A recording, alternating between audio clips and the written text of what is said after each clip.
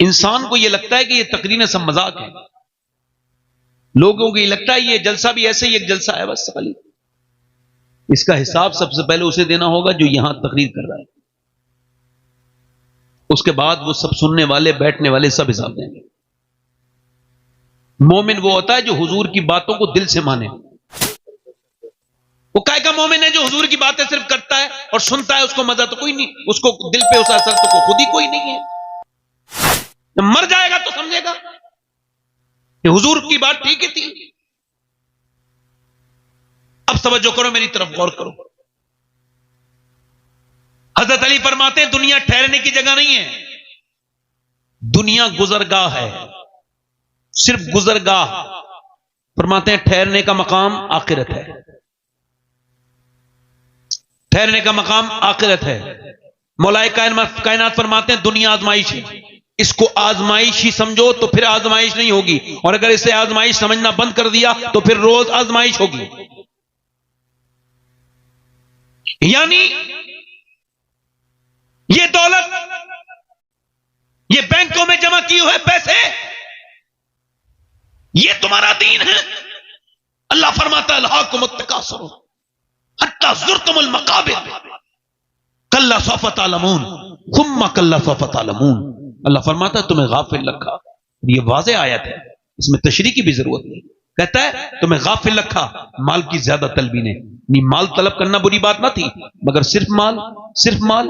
मेरे नबी फरमाते हैं अगर इंसान की औलाद को, आदम की औलाद को एक जंगल भर के हीरे जवाहर दे दो तो उसे ये उसे लगाएगा ठिकाने से, दूसरे दिन दूसरे जंगल की तलाश में निकलेगा, इसका पेट नहीं भर सकता। मेरे नबी फरमाते हैं कब्र की मिट्टी ही इंसान के पेट को भर सकती है, कब्र की मिट्टी ही इंसान के पेट को भर सकती है, यानी इंसान का पेट भरेगा नहीं। अब तवज्जो करो, मेरी तरफ गौर करते चले जाना जरा, आप हजरात जरा गौर करें। अल्लाह फरमाता है तुम्हें गाफिल रखा माल की ज्यादा तलबी ने हत्ता ज़ुरतुमुल मकाबिर, यहां तक कि तुमने कब्रों के मुंह देख लिए। फिर वो कहता है कल्ला सौफा तालमून, फिर वो फरमाता है सुम्मा कल्ला सौफा तालमून। एक ही बात को दो बार कहता है मगर दूसरी बार सुम्मा लगाता है, और सुम्मा का मतलब अरबी में फिर, यानी ये मैं तुझे कह रहा हूं, मैं आपको समझा रहा हूं, फिर समझा रहा हूं, यानी अल्लाह का लहजा सख्त है। वो कहता है सुम्मा कल्ला सौफा तालमून, फिर हाँ हाँ तुम जान जाओगे, फिर हाँ हाँ तुम जान जाओगे। पहले कहता है हाँ हाँ तुम जान जाओगे, फिर कहता है फिर हाँ हाँ तुम जान जाओगे।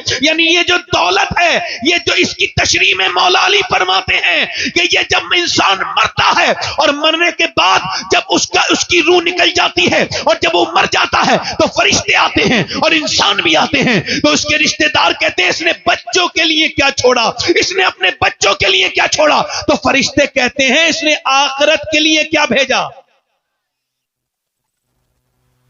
इसने आखिरत के लिए, इसने आखिरत के लिए। यानी हुजूर ने एक बकरी को कुर्बान करके सदका कर दिया। जब सदका किया तो घर तशरीफ लाए, पर मैं मेरी आयशा ये बताओ क्या बचा है गोश्त कुर्बानी में जो हमने की, तो सदका किया उसमें क्या बचा। तो उन्होंने 3-4 बोटियां दिखाई प्याली में रखे, हुजूर ये बचा है, पर मैं आयशा ये नहीं बचा, बचा वो है जो अल्लाह की राह में खर्च हो गया। बेशक बेशक बेशक, बचा वो है जो अल्लाह की राह में खर्च हो गया है। अब ये जिंदगी इस तरह तो नहीं थी मियां जिस तरह हमने गुजारी। हमने अपने रब को नाराज कर दिया, हम अपने रब को नाराज करते चले गए। पड़ोसी मुल्क में एक लड़का था, गाना गाता था, मशहूर हो गया। 16 साल की उम्र में गाना गाते गाते मशहूर हो गया। 16 साल की उम्र में एक मर्सिडीज जीती, और एक मर्सिडीज जीती, फिर दूसरी मर्सिडीज, यानी उसने 1 करोड़ की कार खरीद जीती। उसके बाद उसने बहुत जीता, बहुत गाने गाए, बहुत कामयाब हुआ, बेहतरीन सुरीली आवाज, खूबसूरत चेहरा, नौजवान लड़का, गाना गाते गाते फेमस हो गया। उसने वर्ल्ड टूर किया, यानी पूरी दुनिया में गाना गाने के लिए बुलाया गया, और वहां पर उसने दरम में, यूरो में, डॉलर में पैसे कमाया। इतना पैसा हो गया कि एक शहर में एक बंगला बनाया, दूसरे में दूसरा बंगला बनाया, बेहतरीन 10-15 कारें हो गई, और उसके बाद अपनी मर्जी की लड़की से शादी कर ली। एक नाम हो गया बहुत बड़ा। मगर गाना गाते गाते 23 साल की उम्र हुई तो गाना गाते गाते गिर गया। जब उसको उठाया गया बेहोशी से, अस्पताल ले जाया गया, अस्पताल में चेकअप हुआ तो पता लगा दोनों गुर्दे फेल हो चुके हैं। अब डायलिसिस पे आ गया। डायलिसिस एक जबरदस्त किस्म का प्रोसेस है। बहुत हार्ड प्रोसेस है। इसमें खून को निकाला जाता है एक मशीन के जरिए, उसके बाद उसको प्यूरिफाई किया जाता है, फिर अंदर डाला जाता है खून को, और इसमें 35 से 40 से, जैसे भी अस्पताल में इंसान कराता है वैसे ही होता है। ये उत्तराखंड में काशीपुर के पास एक लड़का आया 24 साल का, उसका ये जगह हिल रही थी और मैंने पूछा ये क्या हुआ, रो के कहने लगा मेरे दोनों गुर्दे खराब हैं, मेरे बाप ने सारी जमीन बेच दी गुर्दे का इलाज कराते कराते, मगर मेरे गुर्दे ठीक नहीं हुए, हमारा मकान भी बिक गया, मैं अकेला हूं, अब मेरा बाप बिल्कुल रोड पर आ गया है, मेरे लिए दुआ कर दें। उसका चेहरा सूजा हुआ था गुर्दे खराब होने की वजह से और वो रोने लगा। जरा गौर तो करें, आप में से कितने लोग ऐसे बैठे हैं जिन्होंने अपने रब से कभी कहा हो या अल्लाह तूने हमें गुर्दे दिए हैं, गुर्दों में कोई बीमारी नहीं है, तो 2 रकत नमाज पढ़ के तेरा शुक्र अदा करते हैं, तुझसे कहते हैं मालिक कि तेरा शुक्र है ऐ मेरे रब, तेरा शुक्र है ऐ मेरे करीम, तेरा शुक्र है ऐ मेरे रहमान, तेरा शुक्र है। कभी कहा आपने? अभी मुझे कश्मीर बुलाया गया था पिछले साल, एक साहब ने फोन किया आपकी तकरीर सुनना चाहते हैं, मैं कह मेरे पास वक्त नहीं इस महीने में। कहने लगे भाईजान बात यह है कि जो आपको तकरीर जिसकी जो आपके सुनना चाहता है उसकी आखिरी ख्वाहिश आपकी तकरीर है, उसको कैंसर है। उससे पूछा कोई आखिरी ख्वाहिश, तो उसने अपने बाप से कहा मुझे उनकी तकरीर सुनना है। तो मैं फिर चला गया, मैंने तकरीर उनके घर गया, उस कमरे में मैं बैठा, उसका नाम मोहम्मद सलीम था, अब तो उसका इंतकाल भी हो गया, दुआ करो अल्लाह उसको बख्शे। मैंने पूछा सलीम भाई क्या हाल है? कहने लगे अल्लाह का शुक्र है। मैं कहा मैंने सुना है आपको कैंसर है। कहने लगे कैंसर की वजह से अल्लाह का शुक्र है। मैंने कहा क्यों? कहने लगे डॉक्टरों ने लिख के दिया है मुझे कैंसर है, इस वजह से शुक्र है। तो कुछ लोगों को अचानक मौत आ जाती है, कुछ अचानक मर जाते हैं एक्सीडेंट से, कोई किसी सूरत में मर जाता है, मगर मेरे अल्लाह का मुझ पर बड़ा फजल और करम है कि 2 महीने पहले डॉक्टर ने मुझे बता दिया कि तू मरने वाला है। तो चूंकि मैंने गुनाह बहुत किए हैं तो अब अल्लाह के सामने रोता हूं। 2 महीने के बाद कब्र में जाऊंगा तो मैं तो एक अंधेरे कमरे में नहीं रह सकता, घुटन हो जाएगी, 2 दिन भी नहीं रह सकता अंधेरी कब्र में, ऊपर से तख्ते और उसके ऊपर से मिट्टी और उसके ऊपर से फिर वो सारी चीजें बंद करके चले जाएंगे। तो मैं अपने रब से कहता हूं मालिक कमरे से घबरा जाता हूं, मैं कब्र में कैसे रहूंगा, गुनाह बहुत किए हैं, तुझे मुंह कैसे दिखाऊंगा। कहता है बहुत बिलक बिलक के रोता हूं। कहता है बगैर कैंसर के भी नमाज पढ़ी थी मगर वो लुत्फ नहीं था जो कैंसर के जब से खबर मिली है। तो कहता है पहले तो बस वो नमाज थी गया आके पढ़ ली, मगर जब अब अपना सर जमीन पे रखता हूं तो मेरी आंखें डबडबा जाती हैं, मेरी आंखों में आंसू ही आंसू होते हैं। यकीन जानो वो नमाज जिसमें 2 आंसू निकल जाएं और वो नमाज जो बगैर आंसू की नमाज है, वो क्या नमाज है? नमाज तो वो है जिसमें इकबाल कहता है कभी सरवा सजदा जो मैं हुआ कहीं तो जमीन से आने लगी सदा, तेरा दिल तो है सनम आशना, तुझे क्या मिलेगा नमाज में, तूने क्या नमाज पढ़ी। मेरे दोस्त मेरे भाई जरा बता, मैं तुझसे पूछता हूं, एक आदमी एक बुजुर्ग 80 साल का, उसको सांस लेने में कोई दिक्कत थी तो उसको अस्पताल में हॉस्पिटलाइज किया गया, तो उसको लगा ऑक्सीजन, 1.5 दिन में और 90,000 का बिल आ गया। जब 90,000 का बिल आया वो रोने लगा, उसको रोते देखते हुए उसके डॉक्टर ने कहा पैसे ज्यादा लगते हैं बड़े मियां, कुछ कम कर दें। हाँ नहीं, मेरे अल्लाह ने इतना नवाजा है मुझे कि पूरा अस्पताल यहीं खड़े खड़े खरीद दूंगा। फिर रोते क्यों? लगा रोता इस वजह से हूं कि तेरी इस हवा से, ऑक्सीजन मशीन से मैंने 1.5 दिन सांस लिया तो तूने 90,000 का बिल बिठा दिया। मैंने कभी सोचा ही नहीं कि मैं 80 साल से अल्लाह की हवाओं में सांस ले रहा हूं। ये सांस लेना कितनी बड़ी अल्लाह की नेमत है। बोलो कभी तुमने इस बात को सोचा, कभी गौर किया? दिल का चेकअप कराया 10,000 दे आए, दिमाग का चेकअप कराया 15,000 दे आए, गुर्दे की दवाई ले आई 10,000 दे आए। जिसने गुर्दे का इलाज किया, जिसने दिल का इलाज किया उसे करोड़ों लाख रुपए दे दिए, मगर जिसने गुर्दे फ्री में दिए उस मालिक को कभी सजदा भी नहीं किया। जिसने दिल फ्री में दिया कभी उस मालिक को न समझा, कभी अपने रब को न समझा, कभी न कहा मेरे रब कि तेरा शुक्र है, कभी कहा कभी गौर किया? ये आपको पता है इंसान की नाक के अंदर यहां से एक रग है जो दिमाग तक जाती है, यानी वो हर इंसान के है। और न्यूरोलिस्ट कहते हैं, न्यूरोलॉजी वाले, और इसको कहती इंट स्पेशलिस्ट, कि अगर नाक की रग बंद हो जाए तो दुनिया का कोई डॉक्टर, कोई मेडिकल साइंस मिलकर भी इस नाक की रग को ठीक नहीं कर सकते। और अगर ये बंद हो जाए तो ना खुशबू आएगी, ना बदबू, ना खाने की खुशबू, ना खाने की, न किसी चीज की बदबू, न फूलों की खुशबू आएगी। मुझे बताओ, ये पूरा मेडिकल साइंस मिलकर एक रग नहीं बना सकता। अल्लाह ने हर इंसान के अंदर वो रग बनाई है, पूरी दुनिया का साइंस मिलके। मैं कहता हूं साइंस से किसी जाहिल का झगड़ा होगा, मेरा तो कोई झगड़ा नहीं है। मुझे तो कुरान समझ आता है। मौलाए कायनात की बरकत से मैं ये मानता हूं कि साइंस किताबें तहकीक है और कुरान किताबें तखरीक है। साइंस ये कहता है कि सूरज इतनी दर्जा डिग्री पर निकलकर इतनी दर्जा पे डूब जाता है। साइंस ये कहता है कि ये जो चांद है ये 1.25 लाख मील दूर है। साइंस ये कहता है ये आसमान है, फिर दूसरा आसमान है। साइंस ये कहता है कि जमीन के नीचे भी जमीन है, मगर साइंस ये नहीं कहता कि जमीन मैंने बनाई है, आसमान मैंने बनाया है, सूरज मैंने बनाया है, चांद मैंने बनाया है। लोगों ने खुदाई के दावे भी किए कि मैं खुदा हूं, मगर किसी ने नहीं कहा जमीन मैंने बनाई, आसमान मैंने बनाया, सूरज मैंने बनाया, चांद मैंने बनाया। वो मेरा रब है जो अकेला कहता है जमीन भी मैंने बनाई है, आसमान भी मैंने बनाया। वाह भाई वाह, नाराए तकबीर, नाराए रिसालत, नाराए हैदरी, हुजूर से ये शब्द। यानी कभी इधर देखो, तवज्जो करो, मेरी ये तकरीर ना समझना, ये तकरीर नहीं है। ये बताओ कि गुर्दे के डॉक्टरों को पैसे देने वालों कभी अपने रब के सामने भी 2 रकात नमाज पढ़ी? मैं गारंटी के साथ कह रहा हूं, कैसा भी बीमार हो, गारंटी ले रहा हूं, गारंटी, कैसा भी बीमार हो उसको सूरह रहमान सुनाओ। तवज्जो करो, इधर देखो। कभी अल्लाह के सामने सजदे किए, कभी कहा मालिक तू बड़ा करीम है। वो मालूम है कितना करीम है? आपकी बगैर इल्म के उसने इंसान बनाया आपको। कभी उसके सामने नहीं बैठे। दुनिया की सबसे बड़ी डिस्कवरी अपनी डिस्कवरी है, वरना कितने लोग पैदा हुए और मर गए।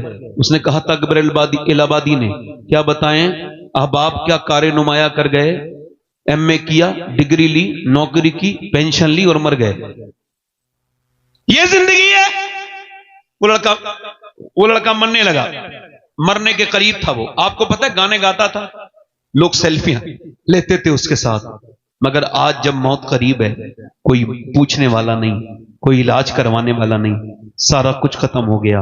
भाई ने गुर्दा दिया, वो भी फेल हो गया, चेहरा काला हो गया, मरने वाला था। बीबी ने कहा क्यों रोता है? कहने लगा तू मेरी बीबी इतनी फर्माबरदार, मैं मर जाऊंगा तू बेवा हो जाएगी। मेरे 2 छोटे छोटे बच्चे, एक मेरा माजूर बेटा है, उसका एक बच्चा माजूर भी था, यानी लूला लंगड़ा। कहने लगा मेरे बच्चे कैसे गुजारा करेंगे? बस यही सोच के रो रहा हूं कि अल्लाह ने शोहरतें दी, आवाज दी, गाने गाए, अय्याशियां की। आज जब बुरा वक्त आया है, पूरी दुनिया मुझे छोड़ चुकी है। सोचता हूं कि आज बुरा वक्त आया है, पूरी दुनिया ने छोड़ दिया, अल्लाह ने आवाज दी तो मैंने गाने गाए, और जिन्हें गाने सुनाए उन्होंने मुझे छोड़ दिया। सोच रहा हूं जितने गाने गाए, अगर इतनी नातें पड़ी होती तो मदीने वाले ने मुझे नहीं छोड़ा होता। मदीने वाले ने मुझे नहीं छोड़ा होता। मेरे दोस्त कभी बैठ जा, इधर देख, तवज्जो कर मेरी तकरीर को। मेरा भाई आप तकरीर ना समझना, एक मशवरा समझ लेना मौत से पहले का। एक लड़के का एक्सीडेंट हुआ ना, तो कानों में उसके लीड लगी थी, गाना सुन रहा था तो गिर गया, उसका ट्रक उसके ऊपर चढ़ा, उसका भेजा रोड पर रह गया। लोगों ने उठा के पन्नी की थैली में उसका भेजा रखा, पूरी नाक बाग सब खत्म हो गई थी, सिर्फ उसका धड़ रह गया था, ट्रक ने कुचल दिया था। होता है ऐसा, एक्सीडेंट नहीं होता है। अब जब हो गया तो उसको देखा कि उसके मोबाइल में वो गाना चल रहा था, जो सुनते सुनते वो मरा है, था भी मुसलमान। अच्छा मुझे बताइए आप कि जो जिस हाल में मरेगा उस हाल में ही उठाया जाएगा। क्या नौजवानों तुमने मरते भी नहीं देखे नौजवान? क्या तुमने तौबा करने का वक्त जाया करना चाहते हो? क्या समझते हो मेरे दोस्तों, अल्लाह ने तुम्हें ये 7-7 घंटे मोबाइल देखने के लिए दिए। यूट्यूब के दिए, इंस्टाग्राम के लिए दिए, चौराहे पे बैठ के बदतमीजियां करने के लिए जिंदगी दी है, एक दूसरे की बुराइयां करने की, गीबत करने के लिए जिंदगी दी है। नहीं नहीं, बरेली से मेरे ताजु शरिया की आवाज आ रही है। जिंदगी ये नहीं है सभी के लिए, जिंदगी है नबी की, नबी के लिए। ना समझ मरते हैं जिंदगी के लिए, जीना मरना है सब कुछ नबी के लिए। ये तो पोते ने 100 साल के बाद कहा था, इससे बड़ी बात दादा ने 100 साल पहले कही। पोते ने कहा था जिंदगी है नबी के, नबी के लिए। मेरे आला हज़रत बोले जमीनो जमा तुम्हारे लिए, मकीनो मका तुम्हारे लिए, चुनीनो चुना तुम्हारे लिए, बने दो जहां तुम्हारे लिए, हम आए यहां तुम्हारे लिए, उठे भी वहां तुम्हारे, उठे भी वहां, जल्दी बोलो, उठे भी वहां। थोड़ी देर और बोलूं या खत्म कर दूं? दिल लगा के बोलो, दिल लग रहा है नहीं लग रहा है? हाँ, मैं थोड़ा डर रहा हूं भाई आप लोगों से, आपका वक्त खामोश हो जाएगा, बड़ा मसला है, तवज्जो करें। आजकल ये गिराफ बड़ा बढ़ रहा है कि मां बाप की नाफरमानी है ना, बढ़ रहा है ना। हुजूर से पूछा गया कयामत कब आएगी, कयामत, तो हुजूर ने फरमाया अल्लाह को पता है। फिर पूछने वाले ने पूछा हुजूर कयामत कब आएगी, उसको पता था, हुजूर को पता था। कहा हुजूर कयामत कब आएगी, मेरे हुजूर ने फरमाया अल्लाह के इल्म में। अर्ज़ किया रसूलल्लाह कयामत की अलामत क्या है, कयामत कब आएगी? फरमाया जब लोग अपने मां बाप की बेइज्जती करना शुरू कर देंगे कयामत आ जाएगी।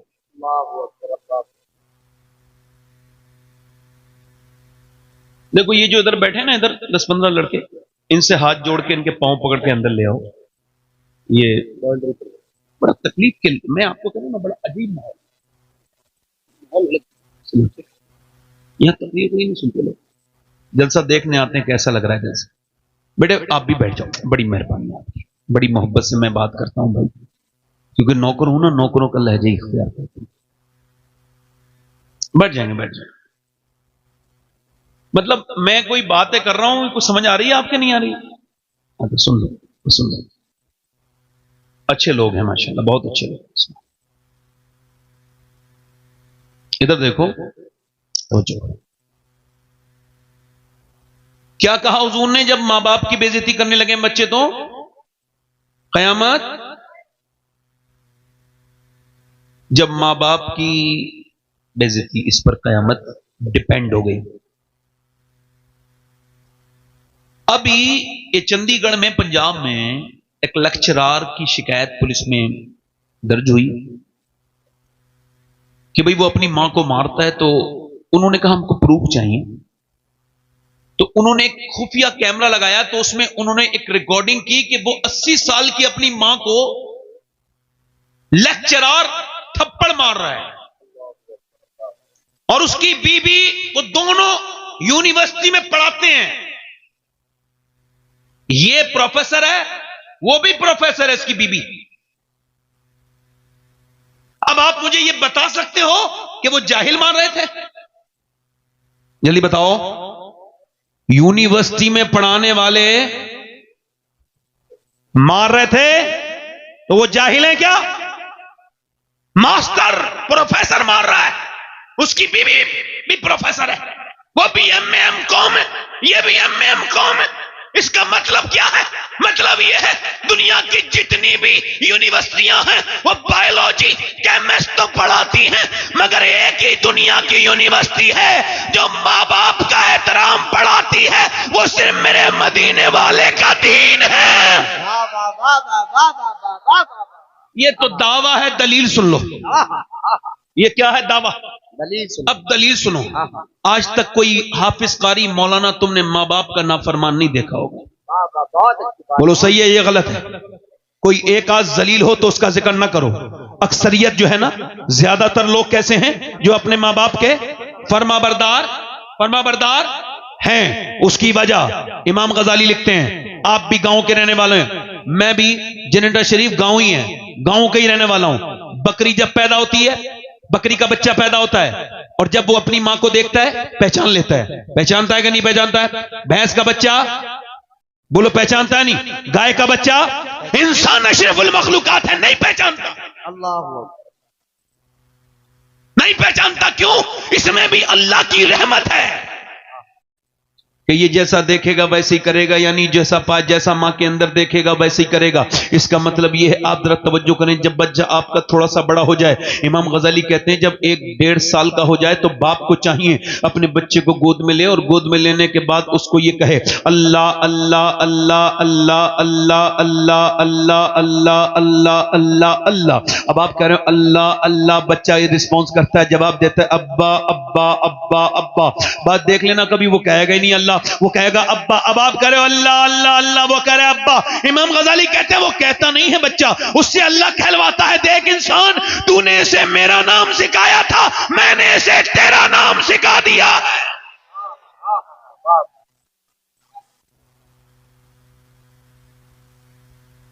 यानी मां अगर कुरान पढ़े, बाप अगर कुरान पढ़े, दिल्ली की सरजमीन से करीब में एक जगह पानीपत करनाल, बच्चा एक पैदा हुआ, रोने लगा।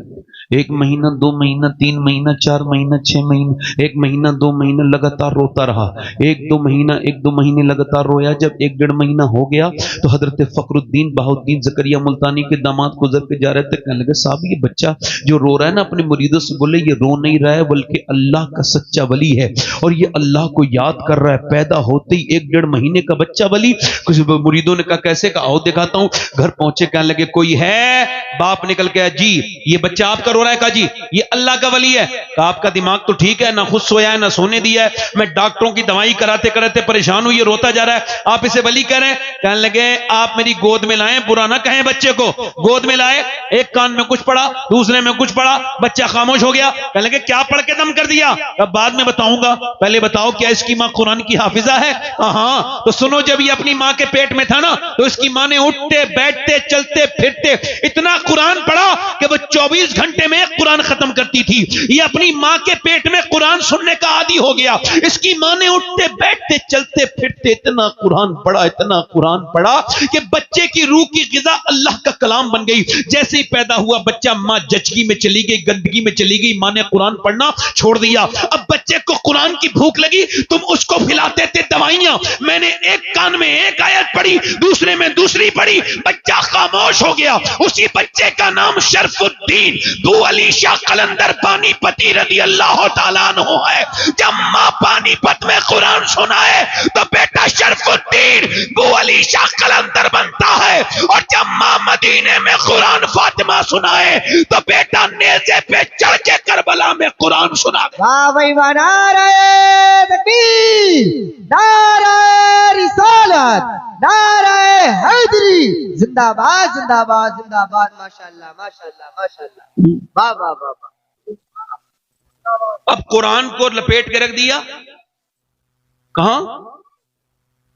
अलमारी में, उसके ऊपर धूल चढ़ गई उसके अंदर, और वो जो मियां ने ताबीज दिया था वो उस पे कई बार मोमजामा हुआ है, उस पे कई बार खुशबू लगी है। वो जो मनहूस किस्म का मियां बैठा है सामने, वो औरत उसके सामने गई है, वो कह रही कोई फाल वाल खोलो, मेरा काम नहीं चला। सामने बेहया बेशरम बे औरत बेपर्दा बैठी है और ये फाल खोल रहा है। उससे कहानी तू क्यों मेरे सामने बेपर्दा बैठी है? तू ही सबसे बड़ी लानत है अपने घर के लिए।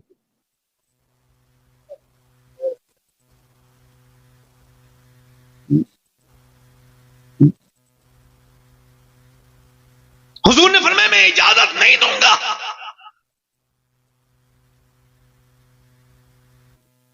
कि अगर इमरान की बेटी मरियम हो और साथ में रहने वाला याह्या के बेटा जकरिया हो।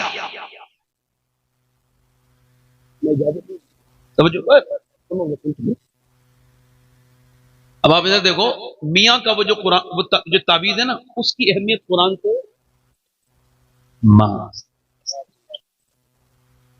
तो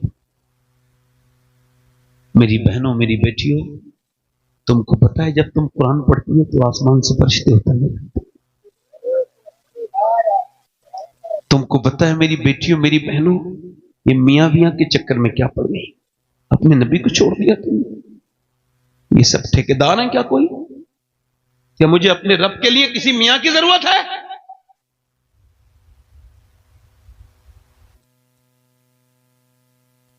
वसीला अच्छी बात है, तो क्या बिन वसीले मुझे रब नहीं मिलेगा? और वसीला मेरे लिए आमना का लाल है, वो दुनिया में भी वसीला है, आखिरत में भी वसीला है।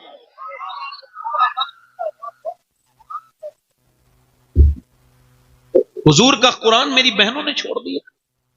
पहले कुरान पढ़ती थी औरतें तो घरों में बरकत होती थी। एक वाकया मैंने पढ़ा, गैर मुस्लिम लड़की वो जो है, एक बचपन में मुसलमान लड़की और दीनदार लड़की की सहेली बन गई स्कूल से।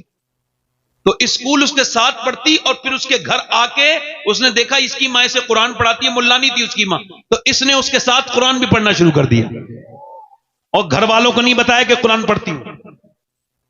घर वालों को नहीं बताया कि कुरान कुरान कुरान घर वालों को नहीं बताया कि कुरान पढ़ती हूं, और हल्के हल्के नाजरा कुरान पूरा कर लिया।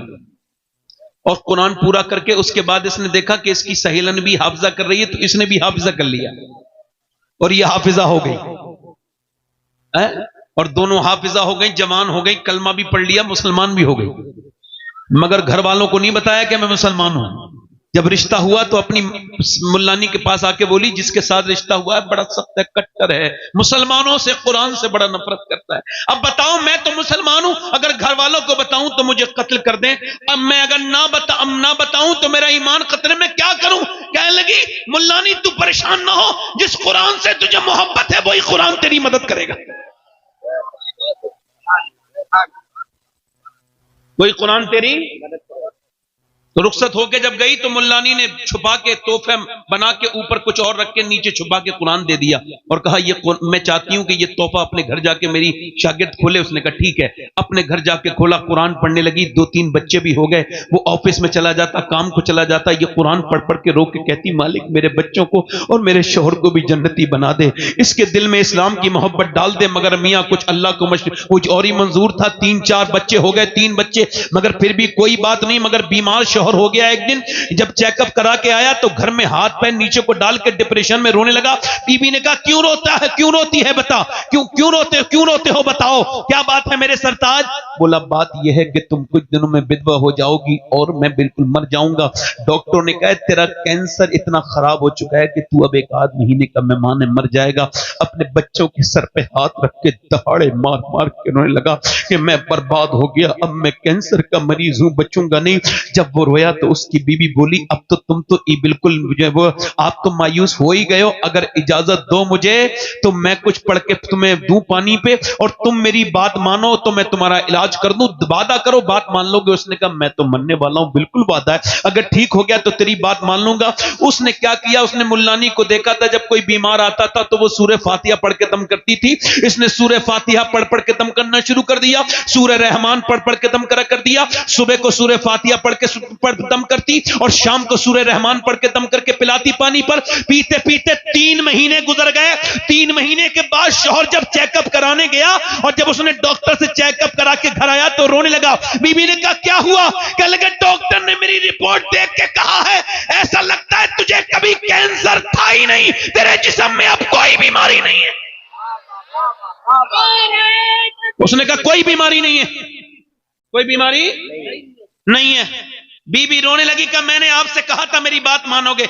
कब बाद में मानूंगा, पहले ये बता कि तूने मुझे मेरा इलाज किस चीज से किया है, कौन सी चीज पढ़ पढ़ के सुनाई है? कि जिस कुरान से तू नफरत करता है उसी कुरान को मैंने पढ़ के तुझे पिलाया है। वो शौहर बोला, तो फिर ऐसा कर, मुझे देर न कर, मुझे भी कलमा पढ़ा के मुसलमान कर दे। अरे खुदा को नहीं मानता था तो इतने कलाम में असर किया है, अगर मैं खुदा को मानूंगा तो फिर क्या हाल होगा? वाह भाई वाह वाह, जिंदाबाद जिंदाबाद जिंदाबाद जिंदाबाद, माशाल्लाह माशाल्लाह, जिंदाबाद जिंदाबाद, अल्लाह कबूल फरमाए। वाह वाह, माशाल्लाह माशाल्लाह। आज कुरान उठ गए, कुरान उठा दिए घरों से।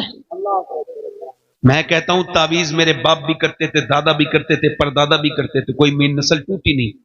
मैं किसी तावीज की बरकत का मुखालिफ नहीं, मगर मैं ये जानता हूं कि कोई भी तावीज, किसी मियाँ का भी तावीज हो, अपनी जगह है, मगर कुरान का दुनिया में कोई मुकाबला नहीं।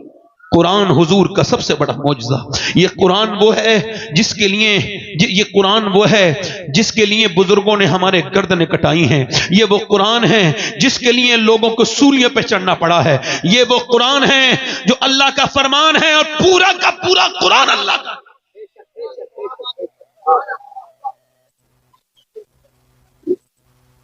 पूरा कुरान अल्लाह का है। दिल लग रहा है आप लोगों ने? लगा अल्लाह के रसूल की बेटी, जोर से बोलो सुभान अल्लाह। हजरत अली कहते हैं मेरी शादी होने वाली थी। किसकी शादी? और एक हमारे यहां भी शादियां होती हैं, हमारे यहां भी शादियां होती हैं। ए बैठ जाओ बेटे, बैठ जाओ। आप ना देखें, मुझे बैठाने दें। कोई बात नहीं, असल में मैं आपको सही बताऊं कि अभी रात ज्यादा भी नहीं हुई है। बात यह है कि दिल लग रहा आप लोगों को? नहीं लग रहा है? बहुत अच्छी बात है, आपका दिल लग रहा है। अच्छा, आपका लगे ना लगे, मेरा लग रहा है। माशाअल्लाह, अल्लाह का शुक्र है। मेरा तो रोज हुजूर की बातों में दिल लगता है। हजरत अली कहते हैं मेरी शादी होने वाली थी तो क्या तैयारी हुई? हजरत अली कहते हैं हुजूर ने मेरा ज़रा बिगवाया और मेरी ही पैसे से जहेज बनवाया। मेरे ही पैसे से जहेज।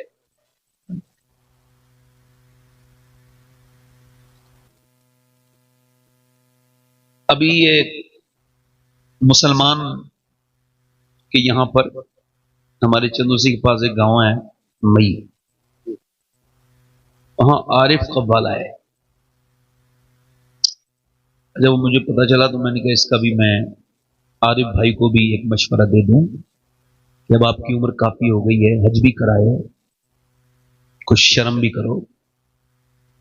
सामने एक लड़की बैठी है, उससे ये मुकाबला कर रहे। तस्लीम आरिफ के नाम से जो मशहूर है वही। आप इतने नेक इंसान हो, इतनी नातें आपने पढ़ी हैं, इतने बेहतरीन बेहतरीन वाकयात आपने पढ़े हैं, और आप ये करते हुए आपको कितने पैसे की जरूरत है? ये कव्वाला से मुकाबला करते हो, टोपी उतार देते हो, मतलब तो मुसलमान नहीं होते उस वक्त जब टोपी उतारते हो। मुसलमान और वो सब मई के लोग मुसलमान है, वो सब जो एक मुसलमान लड़की को बिठाल के मुजरा सुन रहा है उसका। मुसलमानों की ये शान है। अरे मुसलमानों की शान तो ये है, गैर मुस्लिम लड़की हुजूर के सामने आई, उसके सर पे दुपट्टा नहीं था, हुजूर ने फरमाया लो मेरी चादर ढक दो। सलमान फारसी से कहा मेरी चादर इसके सर पे ढक दो। अर्ज की हुजूर वो मुसलमान की बेटी नहीं है, गैर मुस्लिम की बेटी है, उसका सर इस लायक नहीं कि आपकी चादर रखी जाए। फरमाया वो है तो किसी मुसलमान की बेटी नहीं, मगर है तो किसी की बेटी। सलमान तू उसका सर ढक दे, अल्लाह तेरे गुनाहों को ढक दे। और तुम मुसलमान मई के, तुम बेवकूफ हो, जहां जहां के कराते हो सबको कह रहा हूं, और जितने उस पर राजी हैं उन सबसे कह रहा हूं, और खास तौर से उन तस्लीम आरिफ से कह रहा हूं, मुसलमान हो, सुन्नी हो, हुजूर से इश्क रखते हो और बेहयाई करते हो सीधी सीधी, नाच गाने देखते हो सीधे सीधे। मेरी मां अम्मी आयशा कुरान पढ़ रही है, तवज्जो करो। कौन कुरान पढ़ रहा है? सिद्दीक की बेटी सिद्दीका, मेरे हुजूर की महबूबा बीबी सैयदा आयशा सिद्दीका। आप कुरान कहां पढ़ रही है? मदीने में। कहां पढ़ रही है बोलो? और कुरान की आवाज छन छन के मस्जिद में आ रही है, हल्की हल्की हल्की हल्की। हुजूर ने पत्थर उठाया, जहां से आवाज आ रही वहां पत्थर लगाया, अंदर जाके फरमाया आयशा इतनी जोर से कुरान न पढ़ो कि बाहर आवाज जाए, इतनी जोर से कुरान न पढ़ो। अब मुझे बताओ, कुरान सुन जो रहे हैं वो सब उनकी औलादें हैं, वो उम्मुल मोमिनीन हैं, सारे मोमिनों की मां हैं। जो कुरान पढ़ रही हैं वो है जिसकी गवाही पाकी की कुरान देता है। सूने नूर जिसका गवाह है वो अम्मी सैयदा आयशा सिद्दीका। और सुने वो कौन है? वो सिद्दीक अकबर की बेटी हैं, मेरे नबी की बीबी हैं। उनकी आवाज आई तो मेरे नबी ने कबूल नहीं किया कि आयशा अगर कुरान भी पढ़े तो आवाज बाहर ना जाए। तो ये कव्वाली वाली क्या चीज है?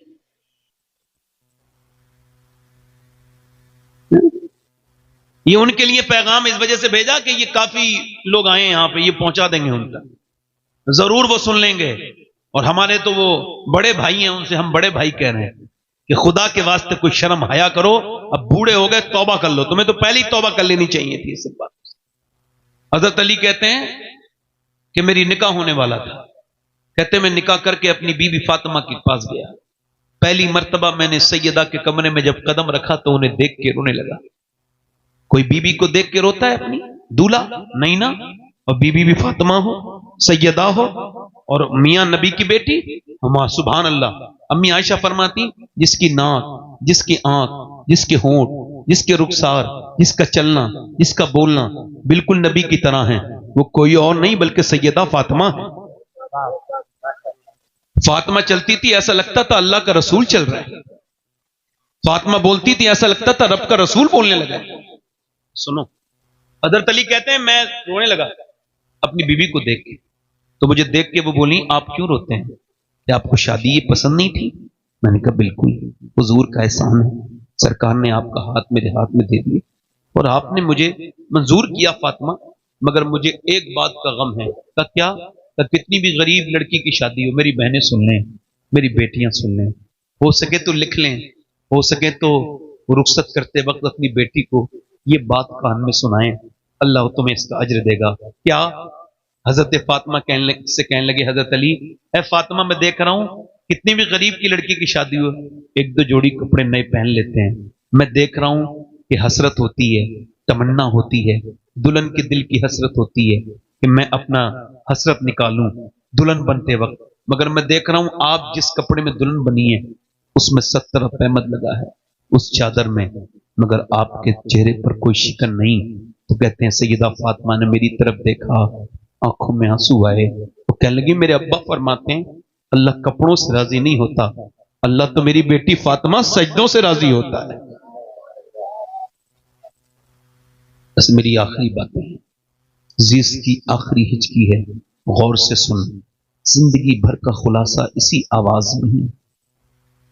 मेरे दोस्त, मेरे भाई, तवज्जो करें, यूं ही सैयदा फातिमा नहीं है। हुजूर ने फरमाया फातिमा सबने चांद देख लिया, कल को ईद है, मेरी बेटी ने देखा चांद? अब्बा नहीं देखा। फातिमा सबने देखा, आपने क्यों नहीं देखा? अर्ज की अब्बा सबने देखा, इसी वजह से तो मैंने नहीं देखा। फातिमा नहीं चाहती कि जिस चांद पे गैर महरम की नजर पड़े उस पे फातिमा की भी नजर पड़े।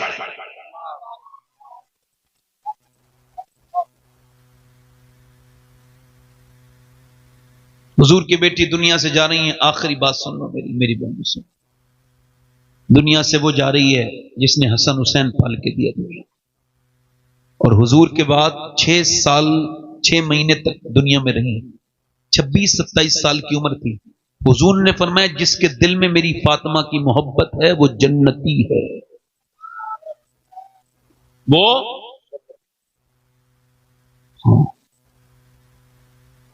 दुनिया से जा रही हैं, रो रही है नबी की बेटी। हजरत अली कहते हैं मुझसे कहा आज मैं अपने अब्बा से मिल जाऊंगी। कहते हैं मैंने पूछा तो रोती क्यों है? अस्मा बिनते उमैस बैठी थी, हजरत अबू बकर सिद्दीक की बीबी, वो कहती मैं खादिमा थी उस दौरान। मैंने पूछा आप रोती क्यों है, क्या गम है आपको? कहने लगी और तो कोई गम नहीं, मौत का डर है? कहा नहीं, मैं सोच रही हूं जीते जी पर्दा किया है, इंतकाल के बाद जब मैयत चलती है ना तो मैयत पे जब चादर डालते हैं तो पता चल जाता है पेट कितना मोटा है, कितना पतला है, मैयत कितनी मोटी है, कितनी पतली है। मैं सोच रही हूं कि कहीं ऐसा ना हो जीते जी तो मैंने पर्दा किया है, इंतकाल के बाद जब मेरा जनाजा निकले तो किसी को यह खबर ना हो जाए कि मोहम्मद की बेटी कितनी मोटी थी, कितनी पतली थी। अल्लाह अकबर। मेरा इमाम बरेली से बोला जिसका आंचल न देखा मोह मेहर ने, उसे रिदाए नजाहत पे लाखों सलाम। सैयदा ज़हरा तैयबा ताहिरा जाने अहमद की राहत पे लाखों सलाम। ओ मेरी बेटियों, ओ मेरी बहनों, अपने घरों में कुरान शुरू कर दो वरना तुम्हारे बच्चे बर्बाद हो जाएंगे। इनको बचाओ, अपनी बेटियों को बचाओ। 6 साल की बच्चियों पर, 6 साल की बच्ची के सर पे दुपट्टा रख दो। मैं गारंटी के साथ कह रहा हूं और मुझसे लिखवा लो, मुझे थूक देना मेरे मुंह पर। 6 साल की बच्ची अगर हो और तुमने सर पर दुपट्टा रख दिया, मर जाएगी मगर अपना सर नंगा नहीं करा सकती। ये गैर मुस्लिम कह रहे हैं हमने मुसलमान लड़कियां कन्वर्ट करा ली, हमने मुसलमान लड़कियां छीन ली। तुम्हारी हैसियत कोई नहीं, मुसलमान थी नहीं सही मानों में, वरना मुसलमान कैसे चली जाएगी? उसने इस्लाम समझा ही नहीं। गैर मुस्लिम के साथ एक लड़की गई, मैंने उससे मुलाकात की, मैंने पूछा तुम मुसलमान हो? लगी जी मुसलमान थी मैं, अब तो नहीं। मैं कह लगा क्या तुम सैयदा फातिमा को जानती हो? बोली नहीं। मैंने कहा आप सैयदा खतीजा को जानती हो? बोली नहीं। मैंने कहा मैं सुनाऊं? बोली हाँ सुनाओ। मैंने उसे एक एयरपोर्ट पे बैठ के 1 घंटे लगातार सैयदा फातिमा की बातें सुनाई, बचपन से लेके तक विसाल तक। आखिर में वो बदल गई। मैं कहता हूं गैर मुस्लिमों से जो ये देख के खुश होते हैं मुसलमान लड़कियां हमने छीन ली, वो उन्हें बताओ उन्होंने इस्लाम समझा नहीं था। अगर समझ लेती तो कभी अपनी जान दे देती, ईमान नहीं देती। देखना है तो फिलिस्तीन को देख लो। मेरे नबी ने फरमाया जब मदीने के हालात बिगड़े तो सहाबा तुम चले जाना शाम। अर्ज़ की हुजूर शाम के हालात बिगड़े तो मेरी उम्मत के लिए दुआ करना। फिलिस्तीन को देखो, हमें क्या मतलब फिलिस्तीन से? अगर एक बात बता रहा हूं आपको, फिलिस्तीन में 7,000 बच्चे ऐसे मरे हैं जो 10 साल से कम उम्र के थे। शहीद हुए कितने? 7,000। और माएं उठा रही है ना बच्चों को, तो किसी का हाथ आ रहा है, किसी का पांव आ रहा है, पूरे बच्चे भी नहीं मिल रहे हैं, छोटे छोटे बच्चे हैं। अल्लाह अकबर। जरा गौर तो करो, एक एक ब्रेड पर 3-3 बच्चे लड़ रहे हैं, भूखे हैं बेचारे, उनके घर खंडर बन गए, मगर पूरी दुनिया में किसी को कोई तकलीफ नहीं। और हम तो कर भी कह सकते हैं उनके लिए? कुछ नहीं कर सकते। सब कुछ है भी तब भी कुछ नहीं कर सकते उनके लिए। अल्लाह अकबर। मगर किसी को कोई अफसोस नहीं, मगर मेरे नबी को तकलीफ है। मेरे सरकार फरमाते हैं मेरे उम्मती के पांव में कांटा लगता है तब भी मुझे तकलीफ होती है। तो उम्मती हुजूर को भूल गए। हुजूर तो उम्मती को कभी नहीं भूले। मेरे सैयदी सरकार आला हज़रत फरमाते हैं कि आज भी गुंबद खजरा में मेरे नबी अपने उम्मत के लिए दुआ कर रहे हैं, हाथ उठा के दुआ करते हैं। अच्छा लगता भी है। मदीने जब जाओ तो वहां रहो तो ऐसा लगता ही नहीं कि जैसे कोई तकलीफ है। ऐसा लगता है कि बस आसानी आसानी है, बस जन्नती जन्नत है, बस सुरूर ही सुरूर है, बस बरकत ही बरकत है। हाँ वहां से जब आओ तो जरूर रूह बढ़ मिचलने लगती है। मैं कहता हूं फिलिस्तीन की वो लड़कियां, अल्लाह का शुक्र है कि मैं सैयद पैदा हुआ। अल्लाह का शुक्र अदा करता हूँ इस पर। मैं अल्लाह का फजल है उसका शुक्र अदा करता हूँ। और मैं जो भी हूं, जिस लायक भी हूं, मैं किसी लायक तो नहीं, मगर अगर मुझे फिलिस्तीन की लड़कियों के जूते मिल जाएं, उन लड़कियों के जिन्होंने ये बयान दिया है, तो मैं अपनी कब्र में रख के उससे वसीयत कर दूं कि ये जूता जरूर मेरी कब्र में रख देना। ये उस बहन का जूता है जिसने ये बयान दिया। वहां की लड़कियां बयान ये दे रही हैं कि हम रात को सोते हैं तो बुर्का ओढ़ के सोते हैं। कहा क्यों? रात को तो कोई बुर्का नहीं ओढ़ता। लगे इस वजह से जब बम गिरते हैं तो मलबे में लाशें दब जाती हैं। हम ये सोचते हैं जब हमारे घरों पे बम गिरे और सुबह को जब हमारी लाशें निकले तो वो बेपर्दा नहीं होनी चाहिए, उस पर पर्दा होना चाहिए। मैं ये बात अपनी बेटियों को बता देता, उन बेटियों को बता देता जिन्हें कॉलेजों में रह के अब पर्दे से नफरत हो गई, जिन्हें 4 दीवारी से घुटन होती है।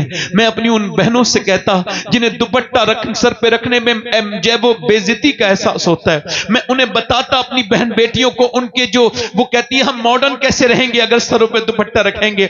मैं कहता हूं मेरी बेटियों खुदा के वास्ते वापस आ जाओ। कयामत का दिन होगा, नबी की बेटियों की कैसे हुजूर को जवाब दोगी? कैसे हुजूर की बेटी को जवाब दोगी? बताओ। मैं पूछता हूं तुमसे और मैं आपसे भी पूछता हूं नौजवानों, जरा आपसे भी जरा पूछने लगा हूं, अपनी बहन बेटियों को आपने भी कभी नहीं समझा, कभी गौर नहीं किया? आखिरी बातें मेरी ये हैं जो कि मैं अपनी तकरीर के खात्मे पर हमेशा करता हूं कि मेरे दोस्तों तौबा कर लो और मेरी बहनों आप भी आज तौबा कर लो। मैंने अपने हाथों से अपने ताया को दफन किया और मैंने अपने सामने अपने अब्बा को दफन होते देखा। मैंने अपने रिश्तेदारों को, मुझ पर यह राज खुल चुका है कि मैं भी मर जाऊंगा और मुझ पे इसमें कोई अभाव नहीं है, मुझे कोई मैं उस मुझ पर खुली, ये खुली बात है। जब मैं पैदा हुआ था तो मौत का अलार्म बज गया था। इकबाल ने कहा था हर एक मकाम से आगे मकाम है तेरा, हयात ज़ौक़े सफर के सिवा कुछ और नहीं है, रोज सफर है मेरा। मैंने कितनों को मरते देख लिया। कुछ लोगों को इल्म हो जाए तो तकब्बुर हो जाता है, कुछ लोग ज्यादा दौलत पा जाए तो तकब्बुर कर लेते हैं, डरते नहीं अल्लाह से। नहीं कह रहा हूं जो नहीं डरते। एक बार मैं कुछ खराब लोगों, खराब पीरों के खिलाफ बयान कर रहा था तो कुछ अच्छे पीरों को बुरा लगा। तो मैं समझा यार ये इसका मतलब ये भी इसी में मुलव्विस है। मैं कहता हूं डरना, मेरे हुजूर की हदीस सुनिए, अल्लाह के रसूल फरमाते हैं मेरी नजर में सबसे खतरनाक जगह कब्र है। सबसे खतरनाक जगह किसकी नजर में? हुजूर की नजर से कुछ छुपा है? जब ना खुदा ही छुपा तुम पे करोड़ों दुरूद।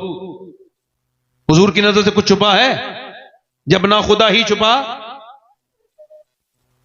हाँ, उमर फारूक आजम, सब कह दो रदी अल्लाह तआला अन्हु, सब कह दो। हजरत उमर, हुजूर ने फरमाया मेरे बाद नबी होता तो उमर, मेरे बाद नबी होता तो, जल्दी बोलो, मेरे बाद नबी होता तो उमर होता। आदि दुनिया के बादशाह उमर की तरह हाकिम न पैदा हुआ उनके बाद, न होगा कयामत तक। उमर वो है, उसके इल्म का हाल यह है कि 28 आयात कम से कम उसकी मर्जी की कुरान में मौजूद है। उमर वो, मेरे नबी ने फरमाया मेरे उमर से शैतान डरता है। मेरे नबी ने फरमाया अल्लाह फख्र फरमाता है अरफात के मैदान में मेरे सहाबा पर, और बिलखुसूस मेरे उमर पे फख्र फरमा रहा।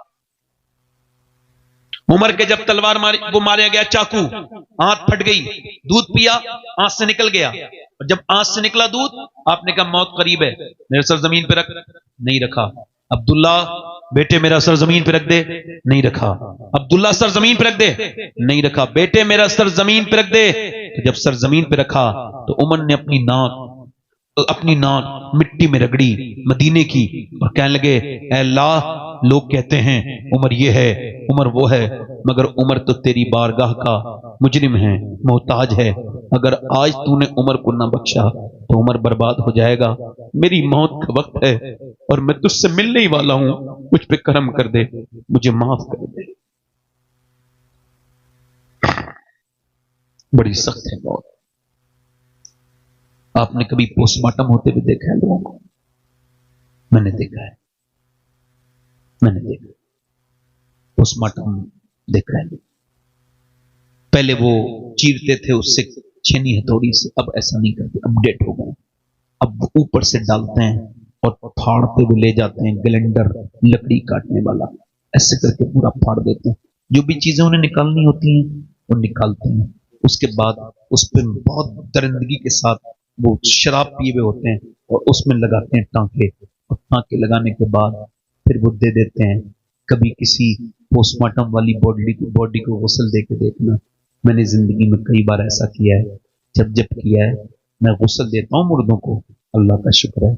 उसकी वजह क्या है कि मेरे दिल पे मैल बढ़ जाता है, तो उसका मैल हटा के अपने दिल का मैल हटा लेता हूँ।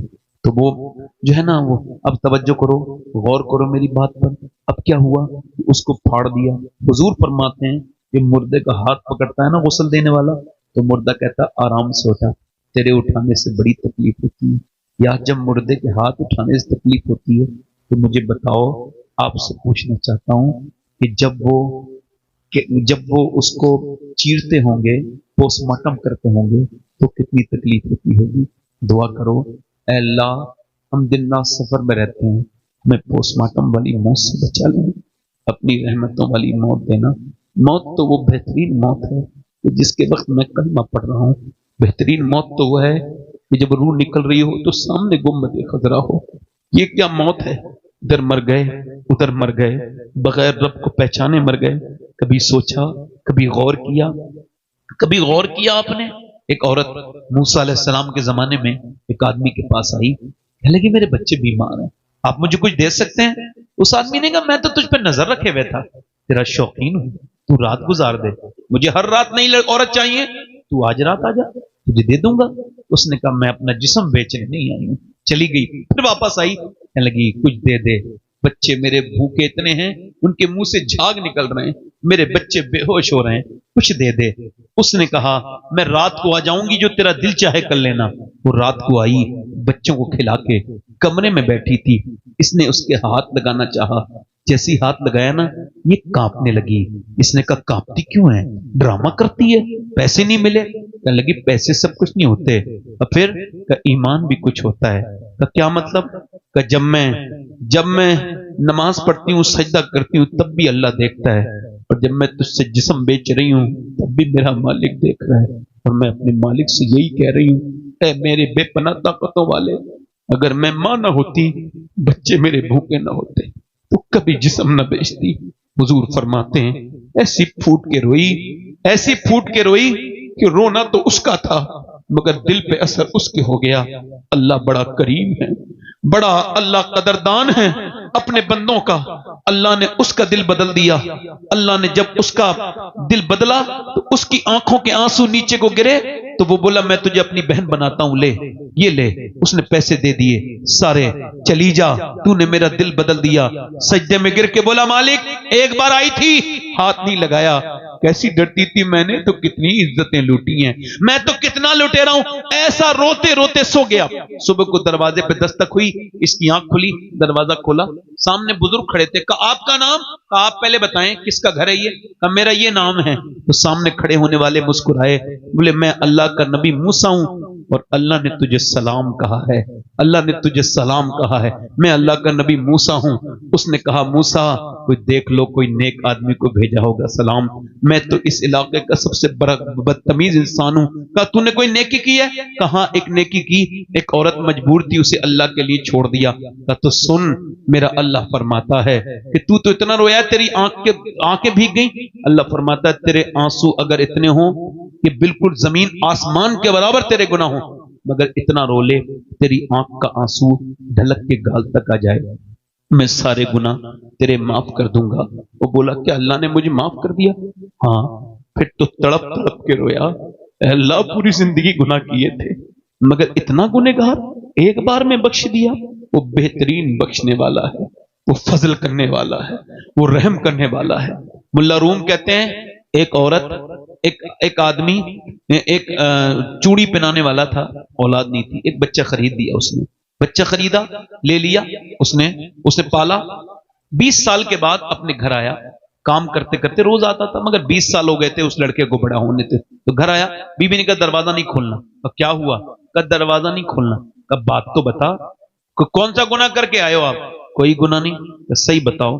कहा एक गुनाह किया, आज एक लड़की को चूड़ी पहना रहा था, उसका हाथ पसंद आ गया, मैंने पकड़ लिया था थोड़ी देर और थोड़ा सा हाथ फिराया उस पर, मगर फिर याद आया अल्लाह देख रहा है तो छोड़ दिया। कहा अंदर आ जा, मैंने जिसे ना अपना बेटा बना के पाला है, वो जिसे हम पालते हैं बेटा बना के, उसने आज मेरा गलत तरीके से हाथ पकड़ लिया था। मैं समझ गई जरूर मेरे आदमी ने किसी की इज्जत पे हाथ डाला है, जो आज मेरे घर में मेरी हाथ डाला है। वो रो के, मुल्ला रूम कहते हैं वो आदमी रोया और रो के बोला मालिक मेरी बेटियों की, मेरी बहनों की हिफाजत कर। मैं कहता हूं मेरे दोस्त तौबा कर, एक आंसू बहाओ उसके सामने। आंसू आपका 1 रुपए का भी नहीं बिकेगा, बेच के देखना, टीन का पीपा बिक जाएगा मगर आंसू नहीं बिकेगा। अल्लाह फरमाता है मैं बहुत महंगा खरीदता हूं, एक आंसू में जन्नत दे देता हूं। एक आंसू, आंसुओं का बेहतरीन कदरदान अल्लाह है, बख्शने वाला है। आपको इसी वजह से पैदा किया है कि आप उसकी इबादत करें, उसके सामने रोएं। और आज बता रहा हूं पूरी जिंदगी 2 लफ्जों में बयान करके जा रहा हूं। हजरत इमाम हसन बसरी से किसी ने पूछा दीन समझा दें 2 लफ्जों में, तो उन्होंने कहा कि अल्लाह के सामने रोने का नाम दीन है, बंदों के सामने मुस्कुराने का नाम दीन। उम्मीद की आपसे मैंने, बदलेंगे। अपने बताओ हुजूर के नाम पे कितने लोग गर्दन करा सकते हैं? दोनों हाथ रख बताओ। एक दूसरे की तरफ न देखना, मुस्कुराना नहीं, नीचे हाथ करना, बात न करना आपस में बात। जो गर्दन कटा सकता है कुछ भी कर सकता है। कितने लोग ऐसे हैं जो गर्दन भी कटा देंगे और आज से हुजूर के नाम पे पूरी दाढ़ी भी रखा लेंगे। इस महफिल में खड़े हो जाए, खड़े हो जाए वो लोग जो दाढ़ी रखाएं, वो खड़े हो जाएं। नहीं, सिर्फ वो लोग जिनके दाढ़ी पूरी नहीं हो, बाहर निकल के आ जाओ, दोनों बाहर निकल के आ जाओ, आप भी आ जाओ, आ जाओ, आ जाओ। आप एक दूसरे को मत देखो। जब मैं मरूंगा तो कोई मुझे नहीं देखेगा, कोई कब्र पे नहीं लौटता। जो आप देखते हो किसी को, जिसके दाढ़ी कटी भी हो या मुंडी भी हो, बाहर आ जाए। जो मदरसे का बच्चा हो वो न खड़ा हो, नहीं तो इनके तो निसाब में आप आ जाओ। बैठ, आपकी दाढ़ी पूरी है? अच्छा पूरी नहीं है तो आ जाओ, कटी भी है तो आओ, बाहर निकल के आओ। देखो एक दूसरे की तरफ ना देखो, सब इधर देखो। कब्र के अंदर ये 3 लड़के आ गए, इधर आ जाओ। शुक्रिया भाई, जज़ाकल्लाह, अल्लाह आपको बदला देगा। इधर देखो, कब्र में सब मिट्टी डाल के आएंगे नहीं, तो जिन्हें कब्र के बाहर रहना है उसे दिल में मत रखो, ये दाढ़ी उसकी सुन्नत है जो कब्र में तशरीफ लेकर के आएंगे। कोई 5वां आशिक रसूल है इस महफिल रसूल में? आओ। अगर किसी के साथ कोई दफन होता हो तो दुनिया के लिए मत रखाओ दाढ़ी। जिस दुनिया वालों के लिए हुजूर की सुन्नत को मुड़ा रहे हो, ये सब तुम्हें दफन करके आएंगे, पलट के भी नहीं देखेंगे।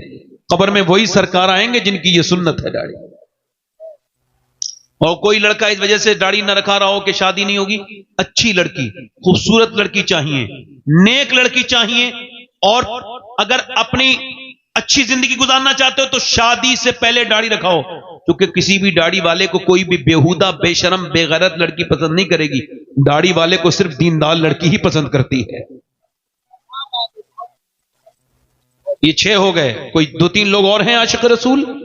मेरी बख्शिश के लिए तो एक ही लड़का काफी हो जाता, मगर दाढ़ी मुड़ाने वाले और कटाने वाला अगर कोई हो तो आ जाए, पूरी सुन्नत रखाने वाला है कोई आशिक रसूल अपने नबी की सुन्नत के लिए? आ जाओ। दाढ़ी छोटी है ये, पूरी नहीं, आ जाओ पूरी कर लेना माशाअल्लाह। देखो दाढ़ी 1 मुश्त होनी चाहिए। कितनी हुई फारूक भाई? 1 मुश्त या 4 अंगुश्त, और वो नपेगी यहां से नीचे नजर आनी चाहिए, ठीक है? उससे कम नहीं, ये वाजिब है, इससे कम रखना हराम है। 1 2 3 4 5 6 7 8 2 और हो जाए तो इमाम हुसैन की 10वीं हो जाएगी। 2 जिनकी छोटी दाढ़ी हो आ जाए, मौका अच्छा है, अल्लाह आप पर फजल फरमाएगा। मेरे दोस्त आ जाएं, देर न करें, मेहरबानी करें। है कोई आशिक रसूल? 2 आशिक रसूल और खड़े हो जाएं, दीवाने हैं। कोई है? एक और आ जाए तो फिर हमारा तो पूरी माशाल्लाह। मैंने तो 2 मांगे थे, 3 आ गए, सुभान अल्लाह। 11वीं हो गई गौस पाक की, 12वीं हो गई, सुभान अल्लाह। तो वो 12वीं भी सुन्नी करते हैं। मगर नौजवानों एक बात याद रखना, देखो मैं कोई दावा नहीं कर रहा हूं, मगर चूंकि ये हुजूर की सुन्नत है इस वजह से ये तुम्हें वादा कर रहा हूं, अगर आप अपनी दाढ़ी पे कायम रहे तो मदीने से मदद देखा करोगे, मदीने से मदद होगी तुम्हारी हमेशा। याद रखना, मोहब्बत हुजूर से करो। आज तक हर किसी का आशिक मजनू होते देखा, जिसे लैला नहीं मिली वो मजनू हो गया, है ना? और कभी कभी लैला मिलके भी मजनू बना देती है। एक आदमी पागल खाने में गया ना, तो एक आदमी कह रहा था लैला लैला लैला, क्या हुआ? लैला नहीं मिली। आगे बढ़ा तो एक आदमी फिर कह रहा था लैला लैला। ये भी सेम कैसे? का नहीं, डिफरेंट है, तजाद है। उसे नहीं मिली थी तो वो मजनू हो गया, पागल हो गया। इसे मिल गई तो लैला ने इसे पागल कर दिया। तो लैला का हिसाब ये मिले तो पागल, न मिले तो पागल। ऐसे की मोहब्बत में क्यों लग रहे हो? मिले तो पागल, न मिले तो पागल। मोहब्बत इसे करो, मिल जाए तो बिलाल हबशी, न मिले तो फिर वैसे करनी।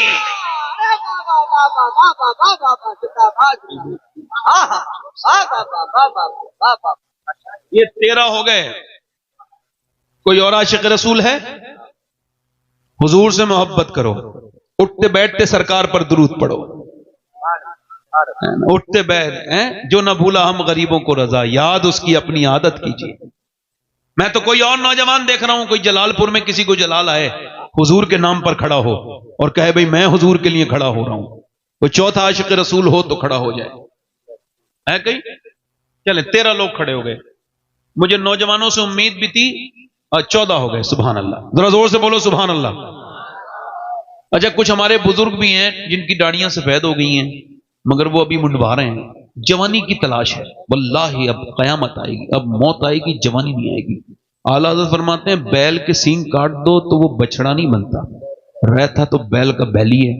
कोई और आशिक रसूल है जो सुन्नत रसूल के लिए खड़ा हो? मैं कहता हूं यार, फिलिस्तीन की कोई मदद नहीं कर सकते तो अपनी मदद कर लो। चलो आओ, चेहरा हुजूर की सुन्नत के मुताबिक कर लें। एक सुन्नत पर 100 शहीदों का सवाब है माशाअल्लाह। कितने शहीदों का? 100 शहीदों का। और कोई आशिक रसूल है? हालांकि मैं आपको सही बताऊं, मैं 10 तकरीर करता हूं तो इतनी मेहनत नहीं लगती, इतनी आज एक तकरीर करने में मेहनत लगी, क्योंकि हमारी तरफ का माहौल थोड़ा सा अलग है। यहां मजाकिया लोग हैं ना, यहां पे मजाक करने वाले, लतीफे कहने वाले मौलवी, ये मजाक करने वाले आया करें तो इनसे कहो मौलाना कोई ऐसी आयत पढ़ के सुनाओ कुरान की जिससे हंसी आ जाए। कभी आपने कुरान सुनते पढ़ते पढ़ते किसी को हंसते देखा है? मैंने रोते तो बहुत देखा है, लोग हंसते देखा है। अब मौलवी भी जब हंसाने वाले काम करे तो रोएगा कौन? आलिम का क्या मियार है? कुरान ने कौन सी डिग्री बयान की है? कुरान कहता है इन्नमा यख्शल्लाह मिन इबादिहिल उलमा, तुम में जो डरते हैं वही आलिम है, और इल्म वाले ही डरते हैं, और जो डरता नहीं वो पढ़ा लिखा तो हो सकता है मगर आलिम नहीं है। बहुत बड़ी बात, बहुत बड़ी बात। समझ आ रही नहीं आ रही? समझ आ रही नहीं आ रही? हाँ, तवज्जो करो जरा। नहीं और भाई हमने तो बड़े, अल्लाह का शुक्र है कि मैं तो अल्लाह के अलावा किसी डरता ही नहीं, और यही दलील है कि मैं अल्लाह से डरता हूं। डरता वरता किसी से नहीं हूं मैं। उसकी वजह यह मैं ज्यादा लंबी जिंदगी जीने नहीं आया। अगर मुझे कोई दीन की वजह से मार दे तो मैं शहीद हो जाऊंगा। अल्लाह करे तो मैं दीन की वजह से शहीद हो जाऊं। आमीन कहो। मेरे बुजुर्गों ने ऐसी दुआएं मांगी हैं। खुदा की कसम शहादत की मौत में तकलीफ नहीं होती बिल्कुल। अल्लाह शहादत की मौत अता फरमाए। आप मेरे साथ वादा करो, हाथ उठाओ, मैं आपके वादा कराता हूं। कहो हम वादा करते हैं, जिसे दाढ़ी रखने वाले, हम वादा करते हैं आज के बाद न दाढ़ी कटेगी न मुड़ेगी। इन उलमाए इकराम की मौजूदगी में हम अहद करते हैं आज से पूरी सुन्नत रखाएंगे नमाजों के साथ। ऐ अल्लाह हमें इस्तिकामत अता फरमा, ऐ अल्लाह हमें नेकियों की तौफीक दे दे। आमीन। अच्छा, हुजूर की आंखों की ठंडक क्या है, जरा बोलो, जल्दी बोलो मेरे भाइयों। अच्छा, आप में कोई ऐसा है जो कयामत के दिन नमरूद के साथ खड़ा होना चाहता हो? कोई हो तो हाथ उठाओ मेरे दोस्त। कोई फिरौन के साथ खड़ा होना चाहता हो? अबू जहल के साथ? मेरे हुजूर फरमाते हैं मगर हर बेनमाजी जो है ना वो अबू जहल के साथ खड़ा होगा, उतबा के साथ खड़ा होगा, शैबा के साथ खड़ा होगा। एक आदमी ने आके हजरत उमर से कहा हुजूर इधर देखो मैं बर्बाद हो गया। का क्या हुआ? का मैंने जिना कर लिया। तो आपने फरमाया इस पे कोड़े मारो, कोड़े बरसाओ। फिर आपने हजरत अली से कहा यार ये ऐसे डर के आया था, मुझे लगा इसकी नमाज असर कज़ा हो गई। मेरे दोस्त नमाज को मत, तो नमाज हुजूर की आंखों की, दोनों हाथ उठा के बोलो इंशाल्लाह नमाज की पाबंदी करेंगे इंशाल्लाह, अपनी बहन बेटी को पर्दा कराएंगे इंशाल्लाह, और मसलके आला हजरत पे सख्ती से कायम। और मसलके आला हजरत क्या है?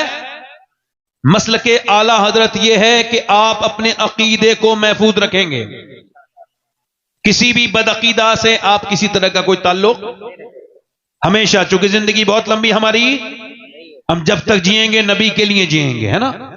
अल्लाह आपको आला हजरत से सच्ची मोहब्बत अता करे, हम सबको अता करे। और देखो मैं बड़ा कम इल्म आदमी हूं, बड़ा बेकार सा इंसान हूं, घटिया किस्म का, कोई गलती मेरी हो गई है तो अल्लाह मुझे माफ करे, तौबा करें। अस्तगफिरुल्लाह रब्बी मिन कुल्ली ज़म्बिन व अतूबु इलैह। पढ़ लीजिए ला इलाहा इल्लल्लाहु मुहम्मद रसूलुल्लाह। मेरी जिंदगी का मकसद तेरे दीन की सरफराजी, मैं इसीलिए मुसलमान, मैं इसीलिए नमाजी। इस्लाम जिंदाबाद, मसलके आला हजरत पाइंदाबाद। लक़द काना लकुम फ़ी रसूलिल्लाहि उसवतुन हसना। सदक़ल्लाहुल अज़ीम व मा अलैना इल्लल बलाग। अस्सलामु अलैकुम व रहमतुल्लाहि व बरकातुहू।